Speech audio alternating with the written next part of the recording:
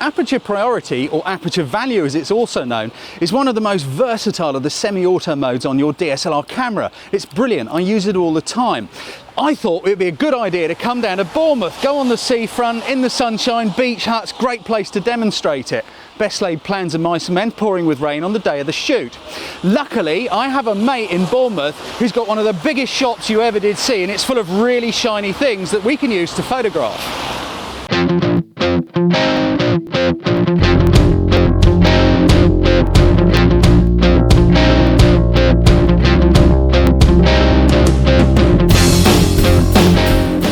See what I mean? It's like being in a great big grown-up boys sweetie shop, isn't it, this place? Now all these bits and pieces, they're nice and sparkly. They make some really interesting pictures. But surprisingly, a place like this is much harder to photograph than you might imagine. Because there's so much going on, it's quite hard to separate the subject matter of your image from what's going on in the background and all around it. Things can start to look a bit cluttered. Aperture Priority is a brilliant mode to use in circumstances like this. First of all, what does it do? How does it work? When you're in Aperture Priority mode, it's kind of the next step on from fully auto. It gives you control of the aperture of the camera, as well as your ISO and your white balance. Now, as you open up your aperture, obviously more light comes in through the lens and it has an effect on exposure. And the opposite happens when you go the other way. When you close it down to a small aperture, you've got much less light coming in. As you change that aperture in Aperture Priority mode, the camera will go away and find you the relevant shutter speed to work in the lighting conditions you're working in. Because sadly, there isn't a correct exposure. So like indoors, it's a 5th at f8 or something. There is nothing like that. It is all fluid and moving around. Let's have a look. So I'm in Aperture Priority. I'm going to set an aperture of f8. No reason, I'm just choosing f8.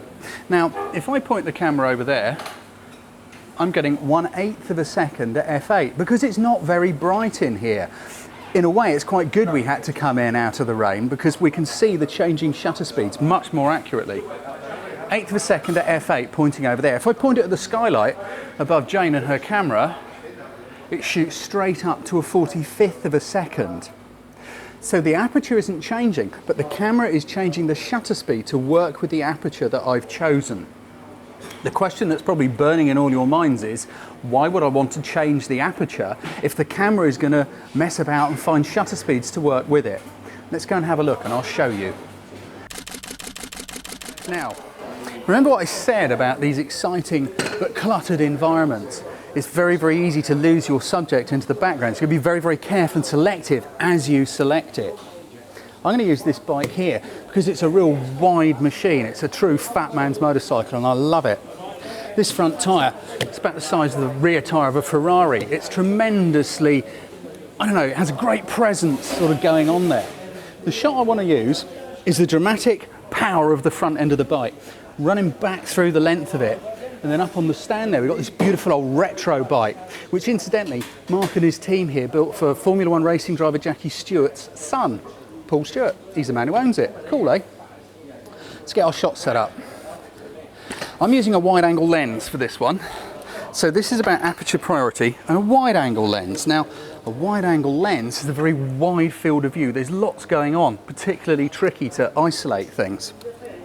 It also has an enormous depth of field inherently. So you'd want to use that if you want lots of depth of field, everything sharp front to back. You wouldn't use a wide lens if you want to start separating it out. And it would look a bit odd with a shot like this if you had blurry bits and sharp bits. First thing, get the composition under control. I use live view quite a lot for this because it's just easier. Got to use a tripod because we're indoors in lowish light. There we go. I'm going to put a bit of a tilt on the camera because I think it's good, it's wacky, it's dynamic, it's engines and buoys and bikes and stuff.